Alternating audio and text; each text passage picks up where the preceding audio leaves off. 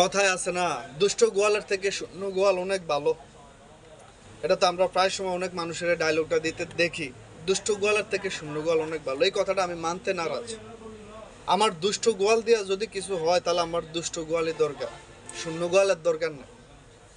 শূন্য গোয়াল তো শূন্য গোয়াল, এটা হয় কি বলদ গাদা এরকম টাইপের না।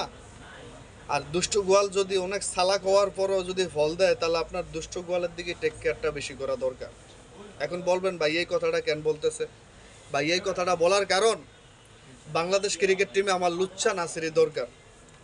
ভাই এই কথাটা বলার কারণ, বাংলাদেশ ক্রিকেট টিমে আমার লুচ্চা সাব্বিরেরই দরকার। বাংলাদেশ ক্রিকেট টিমে আমার লুচ্চা সাব্বির নাসির দিয়া যদি ভালো কিছু হয় আমার তাদেরকেই দরকার।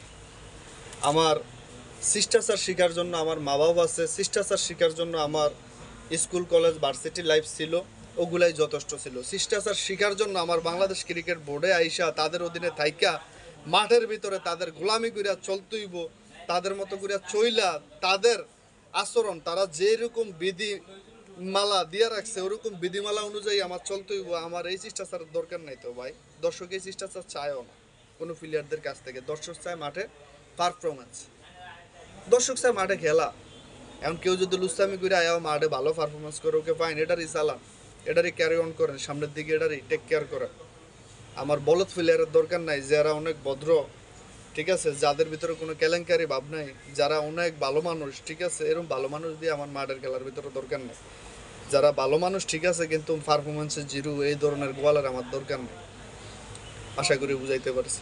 এই মুহূর্তে বাংলাদেশের ওই যে কয় না এক্সপিরিয়েন্সের দাম আছে, তো এক্সপিরিয়েন্সের যদি দামই থাকে তাহলে নাসিরে সাব্বিরে কন্টিনিউ দলে আনা দরকার।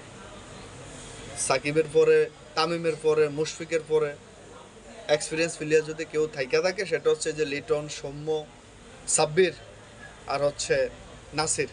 এই প্লেয়ারগুলারে ক্যারি করে এগুলারে আরও পাকাপোক্ত করলে, এগুলা যদি কন্টিনিউ দলের সাথে লাগিয়ে থাকতো তাহলে বাংলাদেশ ক্রিকেট টিমের এই অধপতন দেখতাম না। মেহেদী হাসান মিরাজের মতো একটা বাচ্চা শিশু অধিনায়ক, আরে বেটা আর কি অধিনায়কের যোগ্যতাটা আছে কি?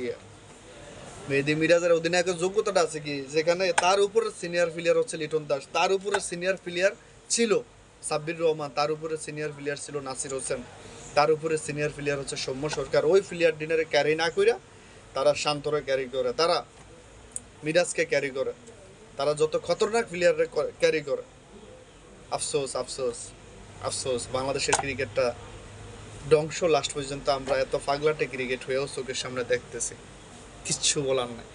কথা একটাই, যদি কোনো প্লেয়ার বাইরে যতই আকাম কুকাম যাই করে ব্যক্তিগত লাইফে, এগুলা দেখার বিষয় না। আমার দরকার মাঠে পারফরমেন্স। কোনো লুচ্চা প্লেয়ার দিয়েও যদি মাঠে ভালো রেজাল্ট আনানো যায় তাহলে আমার লুচ্চা প্লেয়ারই বাংলাদেশ জাতীয় দলে কন্টিনিউ খেলানো দরকার, সোজা কথা।